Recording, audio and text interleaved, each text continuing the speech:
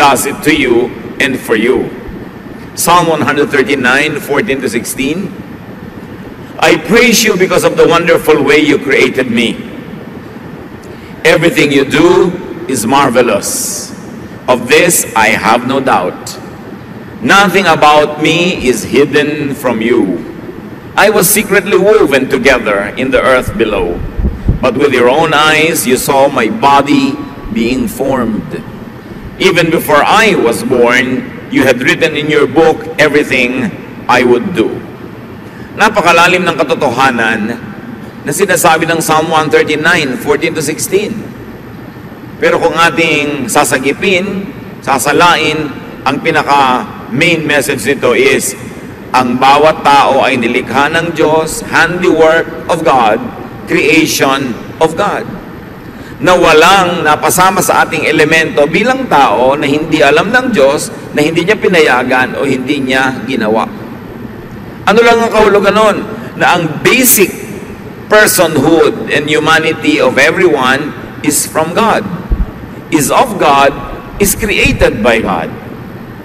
And because of that, nasabi niya, you had written in your book everything I would do even before I was born. So meron bang tadhana? Meron bang kapalaran?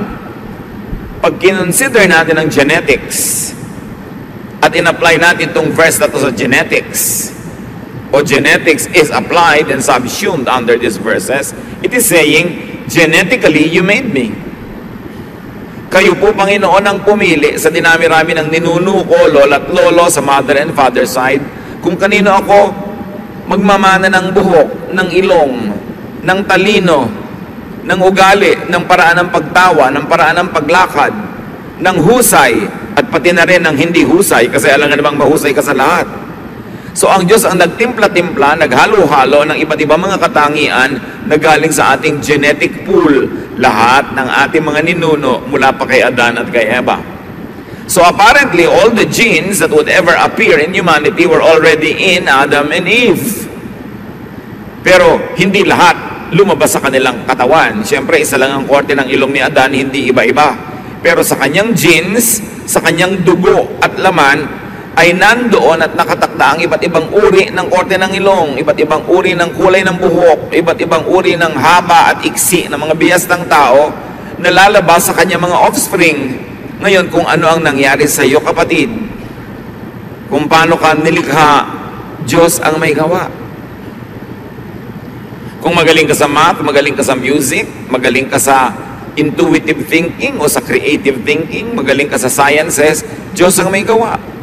Yung mga area na hindi ka magaling, binigay niya sa iba para iba naman ang magaling doon. Diyos pa rin ang may gawa ng matatawag na weakness mo, kung tatawagin mong weakness yung area na hindi mo strength. Anong ibig sabihin nito? That God made you who and what you are. Yan ang pasimula sa pagsusuri ng buhay. Your design, your genes gives you some kind of predestiny. Siyempre, pag nilikha ka ng Diyos na napakatangkad, halos predestined ka na siguro yung magiging airline crew, o magiging basketball player o model.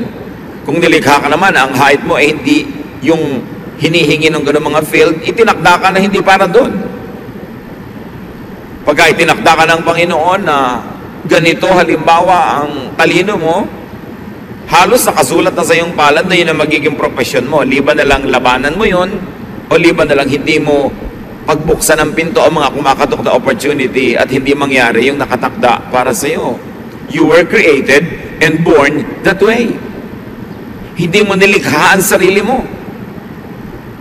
Kaya ang unang-unang hakbang para magkaroon ng buhay na masaya, masagana, pinagpala, tanggapin mo muna ang sarili mo at huwag ka magreklamo ng magreklamo tungkol sa iyong sarili. May gusto o ayaw ka sa sarili mo, pero hindi naman ikaw ang may gawa niyan. So hindi mo pwedeng ipagyabang ang iyong mga kagalingan, kagandahan, kahusayan dahil Diyos lang ang may gawa. At hindi ka rin naman pwedeng sisihin sa iyong mga tinatawag na kakulangan o kapintasan, kung kapintasan mang matatawag yun. In other words, hindi naman tayo lumikha sa mga sarili natin. Kaya dapat, Kung mabubuhay ka ng buo, makabuluhan, mabunga, tanggapin mo ang sarili mo at tanggapin mo rin ang iba. At sa abot ng iyong makakaya, na limitado naman dahil may nakatakda, improvein mo kung ano yung binigay sa'yo. Change from glory to glory. But the Bible says, can a leopard change its spots? Or an Ethiopian change his skin? The obvious answer is no. May mga bagay na pwedeng baguhin at improvein, merong hindi, tinatanggap na lang. Sa ating sarili, sa ating kapwa. Sa inyong anak at magulang, sa inyong kapatid o asawa, sa inyong kaibigan, meron kayong dapat tanggapin na nakasulat, nakatakda sa kanyang dugo at laman, genetically, nando na. Merong pwedeng improvein, baguhin yung napalagay lang doon because of nurture and conditioning.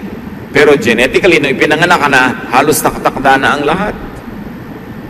Kaya, pag tinanggap natin yan, handa na tayo ngayon na alamin kung ano ang papel natin sa buhay at papelin yun. Kasi pag hindi mo pinapel yung papel mo, magiging second or third class ka lang na trying hard, copycat of somebody else. Ecclesiastes 3:1-2, everything on earth has its own time and its own season. There is a time for birth. Be as you were created and designed. Sabi, pwede bang lumaban ang palayok doon sa gumagawa ng palayok na sinasabi, bakit ganyan ang ginawa mong korte sa akin? Oh, bakit wala akong tangkay? Bakit ganito? Bakit ganon? No. He is the potter, we are the clay. Mas maaga nating matanggap yon, mababawasan ang pakikipagtunggali mo sa mga totoo at natural sa'yo. At mababawasan ang pressure na binibigay mo sa iba na pilitin yung silang baguhin sa mga bagay na hindi naman talaga nababago, tinatanggap na lang at nai-improve naman.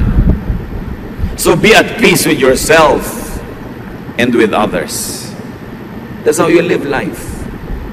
Pastor, paano ko po pakikasamahan ng asawa ko laging tanghaling magising? Lagi namin pinag-aawayan, ang tagal-tagal na, tanghali pa rin siyang magising. O di hayaan mo siyang matulog hanggang tanghali. Yung pala ang likas niya kaysa mag-away kayo araw-araw. Kung pwede ka mag-adjust para sumabay sa kanya, adjustan mo. Kung hindi, hindi magkaiba kayo ng schedule sa umaga.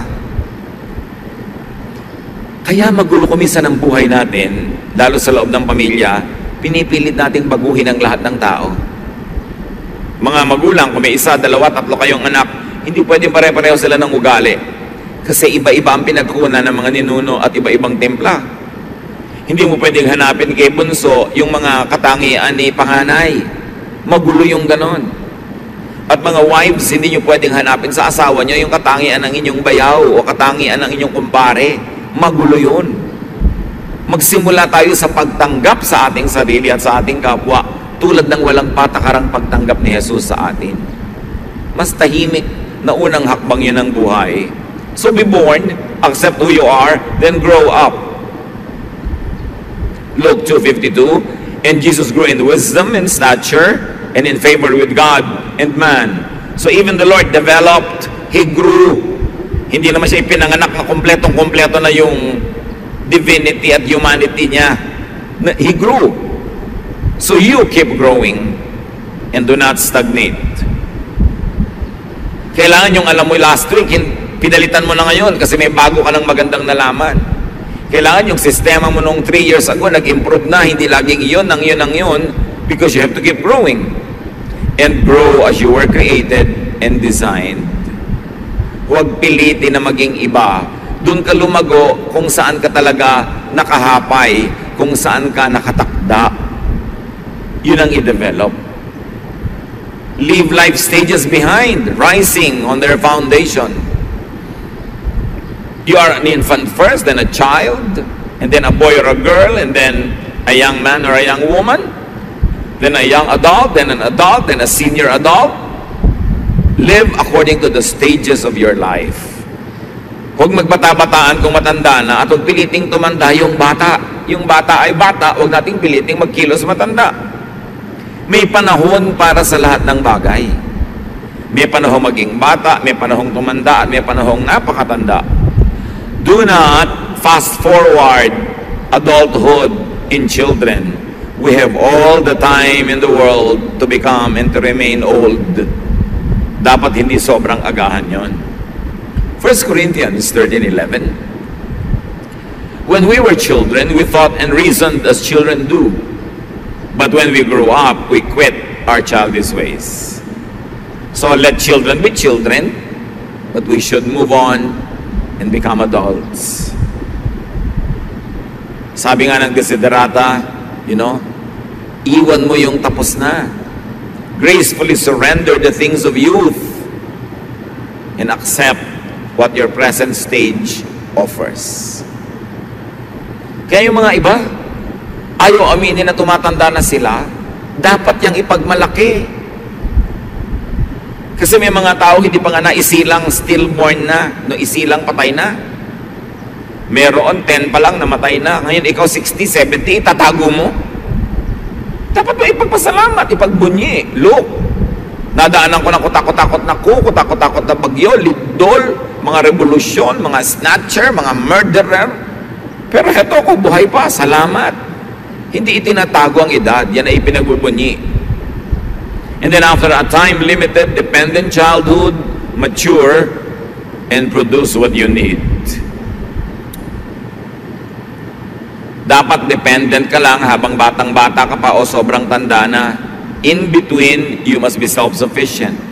Make money. Make a lot of money. Para meron ka ring itusto sa sarili mo at ipamigay pa sa mga ibang may kasakit o sobrang bata o sobrang tanda na hindi nila kayang lumikha ng yaman. Ecclesiastes 10:19. Church, read aloud. Money is the answer for everything. Ulit, I want to read it aloud. Yes, the Bible says so. Huwag kayong magpanggap na hindi kayo mukhang pera. Huwag lang tayong umibig sa pera na mas ibig natin kaysa sa Diyos o sa kapwa o sa kabutihan. But you must produce money dahil kada kilos mo gastos.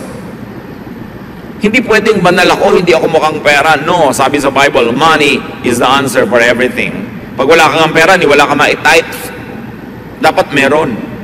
And then make a surplus for others.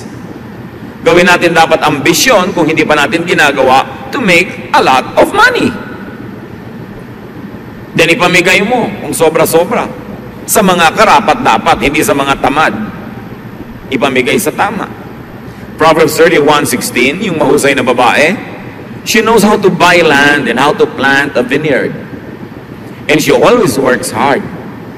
She knows when to buy or sell, and she stays busy until late at night. So ganun daw ang magandang katangian, maging ng babae, mahusay magnegosyo, nagbabuy and sell, laging kumikita, gumagastos, yes, pero kinikita ang ginagastos. Ephesians 4:28, if you are a thief, quit stealing. Be honest and work hard, so you will have something to give to people in need.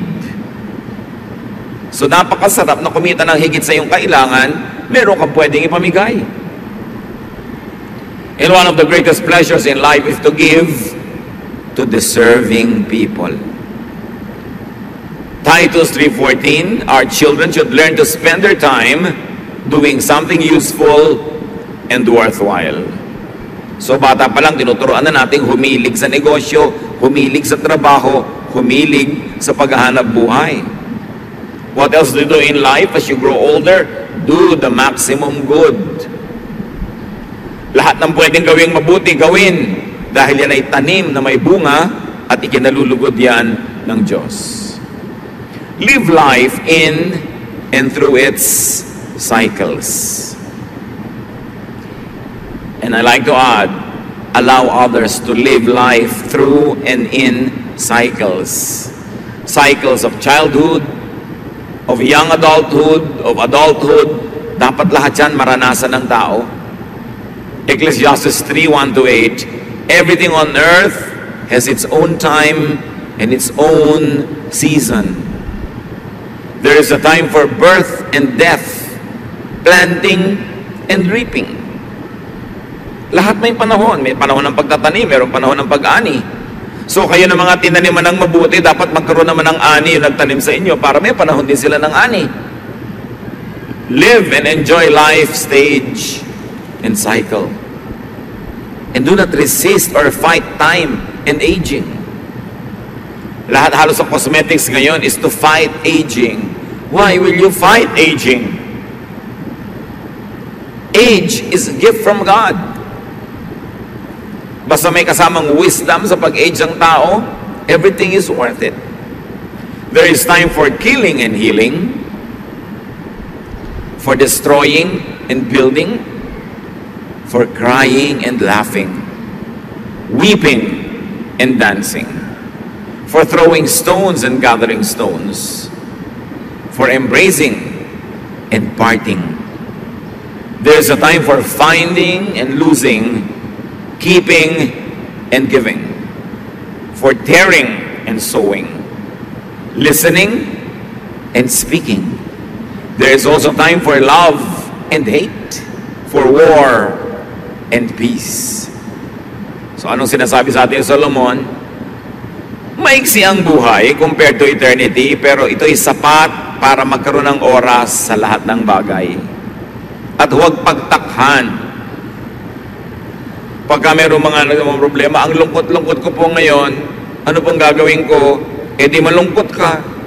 Eh panahon ng lungkot. Ba't ka ba malungkot? Eh namatay po ang asawa ko. Eh alangan na mga sumaya ka. Eh di malungkot ka. Ba't mo pinaproblema yung lungkot mo? Hayaan mo siya, mauubos din yan. Kasi may time naman for dancing. So for time ng dancing and enjoyment, huwag kang mag-isip ng problema. Ang atupagin mo yung enjoyment. You have a lot of time for your problems. Pero sayang yung opportunity na masaya, may kainan, may fiesta, mayroong pagtitipon, tapos ang iniisip mo, problema mo. There's a time for that. Especially when you're alone. Pero pag may mga tao, pwede mo silang ma-enjoy, pwede ka nilang ma-enjoy, sinasayang mo ang pagkakataon. Kung ano dapat yung programa ngayon, anong nangyayari, sakay ka lang ng sakay. Huwag mo nang balikan yung problema mo ng nakaraan, kasi hindi oras yun ngayon para mo isipin. At huwag mong isipin ngayon yung magiging problema mo bukas. Pagdating niya bukas, tsaka mo na isipin. Kung anong nandito, live in the moment. Be in the moment. Enjoy if it's enjoyable. Mindful that it won't last. Gusto ko idiin mga kapatid, pag enjoyable yung time, lubusin nyo, lasapin nyo yung sarap at saya. Dahil alam nyo, hindi rin yun magtatagal. May ending din yun, yung party. May ending din yung saya. So habang nandun, ubusin nyo ang pwede nyong maubos. Ngayon, pag oras naman ng lungkot, oras ng sakit, oras ng pagdurusa, paghihirap, endure time if it is painful. Thankful that it won't last either. Pag masaya, enjoy it. Mindful that it won't last. Pag malungkot, endure it. Thankful that it won't last either. Natatapos din ang hirap. Natatapos din ang lungkot. At kung anong ibigay sa inyo ng Panginoon, huwag kayong maarte, huwag kayong mag-guilting enjoyin kung ibinibigay sa inyo. Ecclesiastes 11:8, even if you live to a ripe old age, you should try to enjoy each day. So ano sinasabi ni Solomon? Kahit matanda ka na, maghanap ka pa rin ng gimmick. Maghanap ka ng fun. Feel young. Look young. But think like an adult. Behave like an adult. But be happy.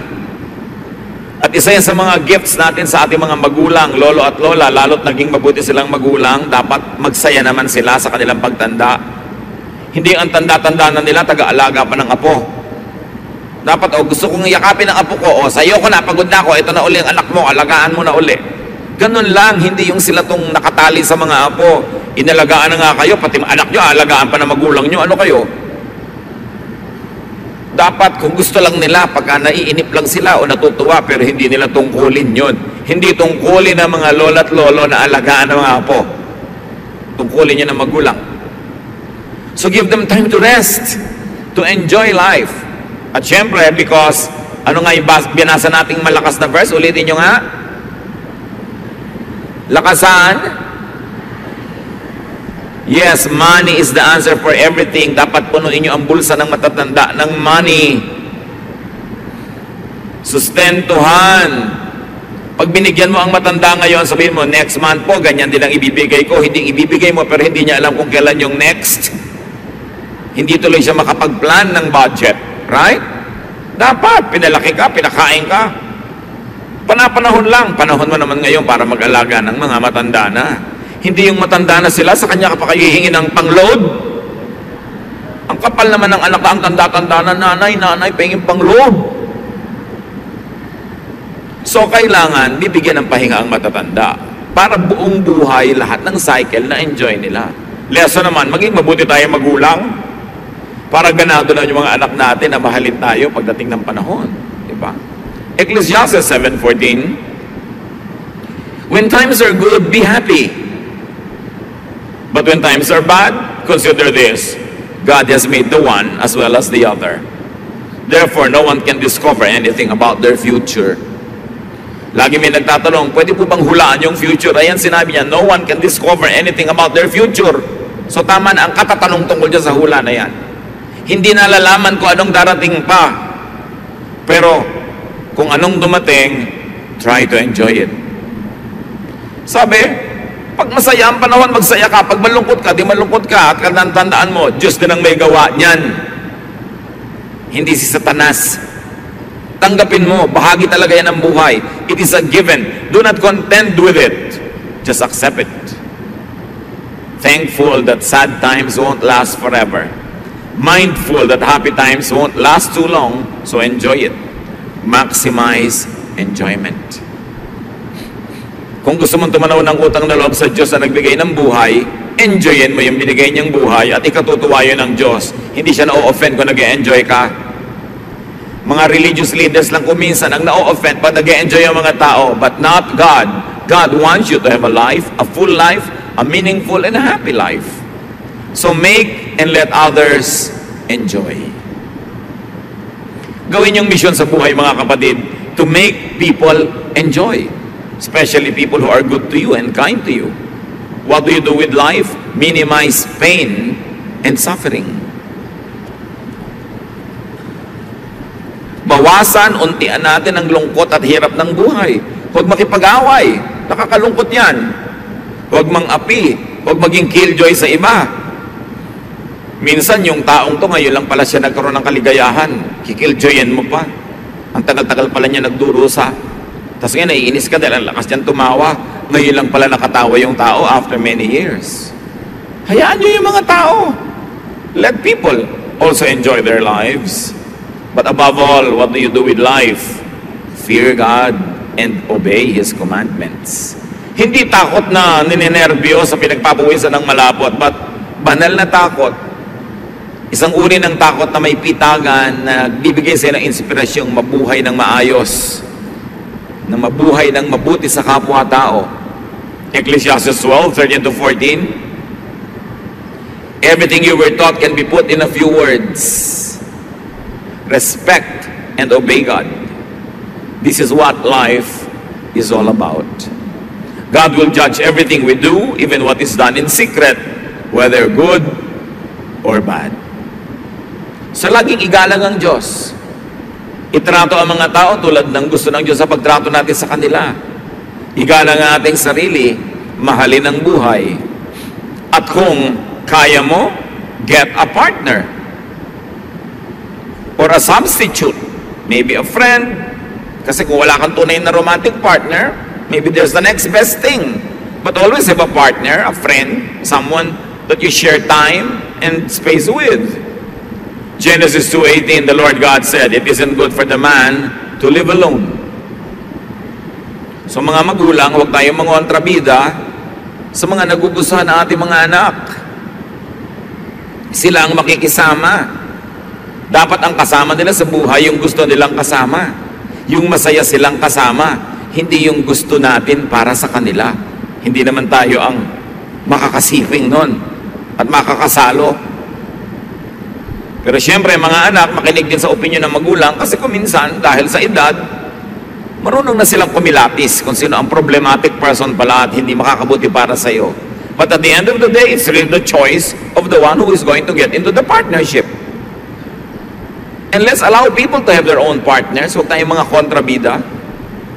Sabi sa Ecclesiastes 4:9 to 12, two are better than one because they have a good return for their labor. If either of them falls down, one can help the other up. But pity anyone who falls and has no one to help them up. Also, if two lie down together, they will keep warm. But how can one keep warm alone? Though one may be overpowered, two can defend themselves. A cord of 3 strands is not quickly broken. So napakalino ng sinasabi na mabuting ang tao may kasama sa buhay. Kung may romantic partner, the best. Ngayon, kung wala nun, the next best thing. Merong matalik na kaibigan, merong mabuting kasama sa negosyo, kabarkada, kaibigan, kasi ang buhay mas mabuti kung merong kasalo. At tayo naman, huwag maging maramot, huwag maging mapagkait sa ating kapwa na nangangailangan ng kasama sa buhay. Marami ganyang mga anak, mabubiyudo ang tatay, mabubiyudo ang nanay, ayaw ng pag-asawahin uli. Remember that marriage is only until one of them dies. And when one passes on, the person is free to marry again. Maraming mga anak ayaw pagsawahin yung tatay. E paano naman ang gusto mga asawa ng tatay? 18. Anong gusto yung asawa ng magustuhan ng tatay nyo? 90. Isa pang aalagaan din niya. Alam nyo, akala natin last lang yon, yung gusto ng matanda bata. Hindi lang yon. Kasi siyempre, nakakaramdam na siya ng mga sakit sa katawan, hirap maglakad. Alam mo, kumuha pa siya ng isa pa niyang aakayin. So nagkakaroon siyempre ng natural attraction sa young, sa strong, sa cheerful, sa happy. Why na ipagkakait sa mga magulang yon? Dahil natatakot kayo may kaagaw kayo sa mana? Sa mga lupa, sa kuko ng tatay nyo, maghahati-hati kayo sa konting lupa. Pagkakaitan nyo siya ng kaligayahan, bakit? Masisipingan nyo ba siya? Makakamot nyo ba yung likod niya the way a wife or a partner could? So bakit yung pagdadamutan? Ipinundar niya yung kanyang mga property, natatakot kayong pagmamatay siya, may mapunta doon sa kanyang mapapangasawa. Maraming anak ganun ka-selfish. Magpundar kayo ng property nyo kung gusto nyo magkaroon. Huwag nyong bigla na lang titigan yung mamamanan nyo na pinagkakaitan nyo yung matanda na makapag-asawa sa takot nyong mabawasan ng mana. Meron pa nanay, ang tanda-tanda nyo na, nakakahiya naman po na mag-asawa pa kayo. Bakit nakakahiya? Marriage is honorable, no matter what the age. Sasamahan nyo ba siya araw-araw? Pumupunta lang naman kayo kung birthday, o pag Biyernes Santo, o pag Noche Buena. Ibang araw, wala namang kasama yung matanda. Ba't di nyo hayaang may kasama? Don't be a killjoy. Let people have partners of their choice. Choice nila yun. Si King David nga nung matanda na hindi na matanggal ang ginaw sa katawan. 1 Kings 1-4. King David was now an old man, and he always felt cold, even under a lot of blankets. His officials said, "Your Majesty, we will look for a young woman to take care of you. She can lie down beside you and keep you warm." They looked everywhere in Israel until they found a very beautiful young woman named Abishag, who lived in the town of Shunem. They brought her to David, and she took care of him. Bakit niya naman mamasamain? Lalo kung matanda na, hindi na magkaroon siya ng happy ending. Para yung pag-exit niya sa mundo, nakangiti siya. Bakit mainit ang mga tao, ang mga mata ng tao sa may edad na may gusto pa ng partner? Alam niyo yung pag-edad, sa itsura lang, pero ang nadarama naman ng matanda, pareho lang nung siya ay 14. So huwag nating pagkaitan ng mga matatanda ng ganon. What else do you do with this short life? Have offspring. Whenever you can, magkaroon ng anak, or its closest, second best thing, and raise your children. Raise them well. Mahirap lang naman magpalaki ng bata kung maliliit pa sila. Pag lumalaki na, gumiginhawa na rin yan. Mabuti yung may mga anak. At At kung kaya natin mga kapatid, help others raise their own children too. Proverbs 22 verse 6, teach your children right from wrong. And when they grow, they will still do right. Ang pagtuturo kung kailan bata, kaya dapat hindi yun napapabayaan. Isa sa mga social dangers ng ating OFW phenomenon, kumisan walang nakakatutok sa mga bata. Kaya tuloy ang nangyayari, lumalaki na walang guidance. Kailangan habang bata, mahalin, tutukan, alagaan, para paglaki, balanced person siya. And now, of course, enjoy your children. And when you grow older, your grandchildren. Bakit ka pa may anak kung hindi mo nun may enjoy? And enjoyment is sharing time and space. There should be a lot of togetherness, a lot of fellowshipping. Proverbs 17:6, grandparents are proud of their grandchildren. Which of course goes without saying, mga young people, live so that your grandparents will be proud of you. Hindi yung binibigyan nyo sila ng kahihiyan, kundi sila ay may maipagmamalaki. So mga kapatid, enjoy fruits of lifelong toil and good works. Kaya yung mga magulang natin, pag nagsi-senior years na sila, dapat na-enjoy na nila lahat ng itinanim nila, hindi yung kasama pa tayong namimitas. Dapat tayo na yung nagdadagdag sa mga kaing-kaing nila ng mga ani. Ecclesiastes 3:13, because God's gift to us is the happiness we get from our food and drink and from the work we do. Regalo yun ng Panginoon na tayo'y umani ng itinanim at lasapin ang sarap ng ating mga mabubuting naging mga gawa. Ecclesiastes 5:19, suppose you are very rich and able to enjoy everything you own. Then go ahead and enjoy working hard. This is God's gift to you. So yung mga bunga ng iyong pagsisikap, sabi ko noon, huwag kang mahiya na ina-enjoy mo yan. Huwag kang mag-apologize. Bigayan ng Diyos. God wants you happy. God wants you to have pleasure. Hindi yan ipinagkakait ng Panginoon at hindi dapat ikahiya kung sa malinis namang paraan ng galing. So nagawa nyo na yan. You are born, you grow, you enjoy life, you get a partner, you have children when you can. You do the maximum good, you minimize pain, you maximize enjoyment. And when your time comes, die. Natural darating yun. Sabihin nyo nga sa katabi nyo, die. Pero huwag muna ngayon, di ba? Later, much later. Pagka may sakit na talagang nag-aagaw buhay na, ibubulong mo na, mother, die. Siyempre, panahon na eh. Pagka talagang panahon na, sige po lola, die. With a smile. Bakit? You lived a full life. You cannot be on earth forever. Malungkot ka lang naman at magkaroon ka ng mga regret kung walang nangyari sa buhay mo, hindi ka nag-enjoy, hindi ka nasarapan, tapos eto ngayon, mamatay ka na. Kaya dapat, pinapasarap, pinapaganda ang buhay para pag binabawi na ang ating hininga, buong puso at maluwag sa dibdib mong isasauli because you lived a full life with no regrets. Ecclesiastes 3:1-2, everything on earth has its own time and its own season. There is a time for birth and death, planting and reaping. So death is as natural as birth. Kanya-kanya. Iba-iba lang ng excuse.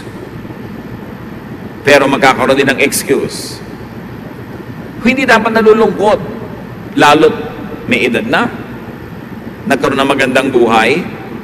Siyempre, normal lang na magkaroon tayo ng konting agam-agam, mga lungkot-lungkot. Pero, nababawasan yon kung alam mo na ginawa mo ang mabuti sa taong ito sa abot ng iyong makakaya. At kung kinukuha na siya patungo sa Panginoon,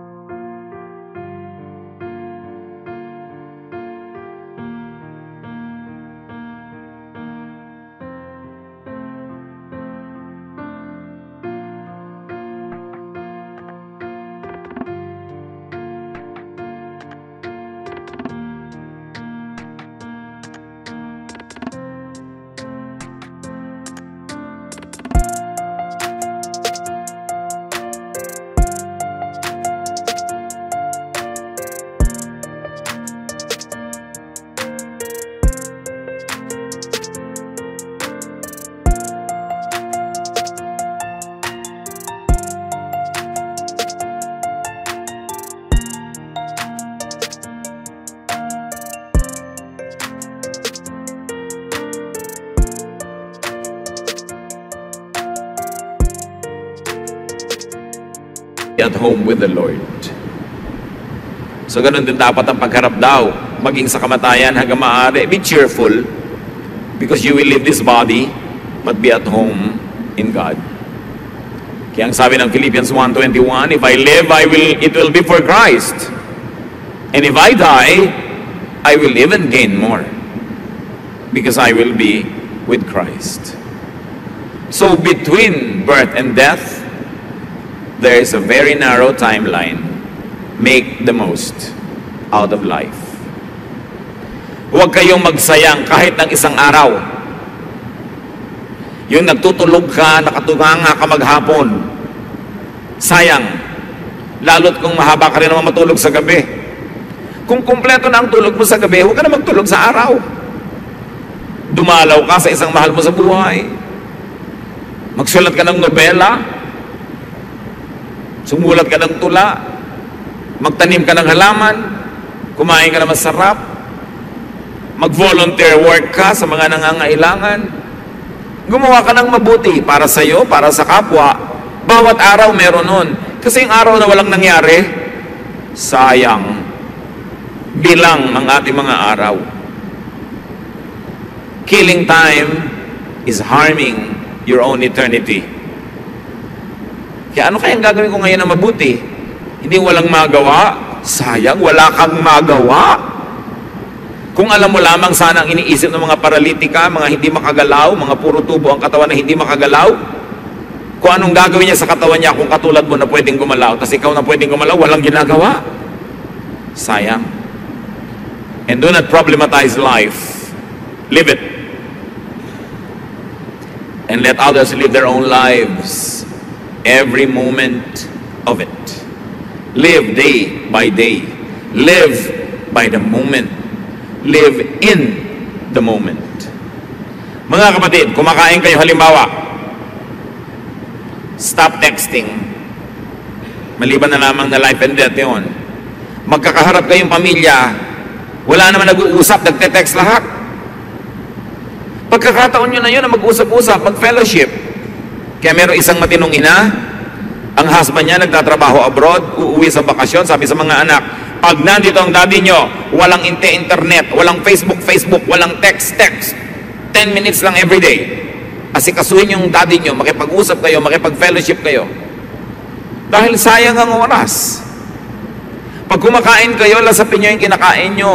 Yung lasa, enjoy nyo sa inyong labi, sa inyong dila, sa inyong lalamunan. Hindi lunok lang ng lunok na hindi nyo nalalasahan. Hihiga ka, lasapin mo yung sarap ng bagong palit na bedsheet, yung lambot ng yung higaan, yung lamig ng electric fan o ng aircon o ng hangin. Enjoy the moment because it is God's gift. Bakit tayo binigyan ng tenga? Para marinig mo ang musika. Merong musika, may iyak ng bata, may tawanan ng mga bata, may ihip ng hangin, huni ng ibon. Enjoy it. Kaya ka binigyan ng tenga. Sayang naman, ang daming humuning ibon, hindi mo malang napansin. Kaya kami binigyan ng mata to look at nice things and beautiful things. And when you look at painful things, to do something so that that pain could be alleviated. Kaya kami binigyan ng dila na panglasa para pag kumakain ka, masarapan ka, hindi ka lagi nagmamadali. Pagkakain ka, relax and enjoy the meal. Enjoy the conversation. Be in the moment. Merong mga nanonood na nga ng magandang sine, text pa rin ang text, nakikipag-usap pa sa phone. Nandun ka na nga. Kung ano yung nandun, yun ang gawin. Lagyan ng oras para sulit ang bawat sandali. Hindi mo alam kung bukas mabigla ka mabingi. Biglang may pumasok na ahas sa tenga mo at nabingi ka na. Hindi mo na alam. So enjoy hearing now while you can. Habang nakakakita ka, tumingin ka na mabuti. Habang nakakalakad ang iyong paa, maglakad ka na, mag-gimme ka, mamasyal ka. At huwag kang mangharang doon sa mga gustong mamasyal. Kasi may mga moment na hindi ka makalakad. James 4:14, what do you know about tomorrow? How can you be so sure about life? It is nothing more than just mist that appears for only a little while before it disappears. So live mindfully. Kung anong nagaganap ngayon, doon yung ilagay yung isip nyo. Nandiyan yung tatay mo nagsasalita, pakinggan mo, hindi yung lumilipad ang isip mo. Kasama mo yung asawa mo, enjoy the moment, hindi yung kung ano-anong ini-imagine mong ibang bagay. Savor the time and place. Nagbabakasyon kayo, huwag kang umimbento ng gulo o away. Sige na, todo pasa na lang, lampas lahat para masarap ang panahon. Savor the sensations and the feelings. Napakahalaga ng feelings. Expose yourself to what makes you feel good. There's nothing wrong with that. Basta hindi nyo ninanakaw o inaagaw sa ibang tao. And make people feel good. Mga kapatid, binigyan tayo ng tila. Dapat more than 95% of the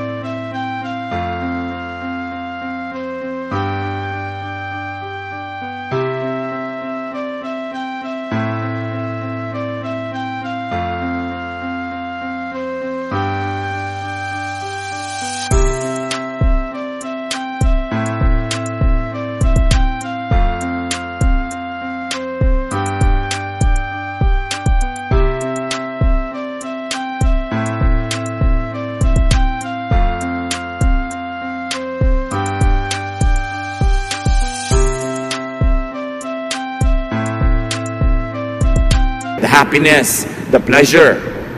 Mission yun. Sabi ni Lord, I came that you might have life and find it to the full. So when you make people find their lives in their fullness, you are doing the mission of Jesus. Jesus has come to me, all of you are tired and heavy laden, and I'll give you rest.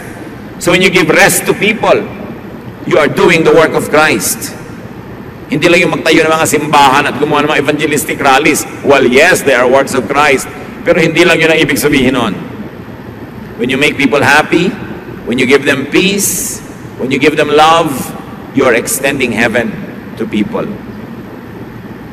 So do your best and don't worry about tomorrow. Matthew 6:34, sabi ng Panginoong Jesus, don't worry about tomorrow. It will take care of itself. You have enough to worry about today. Practice discipline, mga kapatid. Yung problema nyo lang ngayon, yung kaya nyo lang harapin, kaya nyo lang solvein, ang gawin nyo, yung bukas, ipagpabukas nyo na. Yung iba hindi nila nakakaya yung dala, nababaliw, nagpapakamatay, bumibigay, kasi dinadala ngayon, pati yung problema na pang next week. The grace of God today is enough for all the trials of today.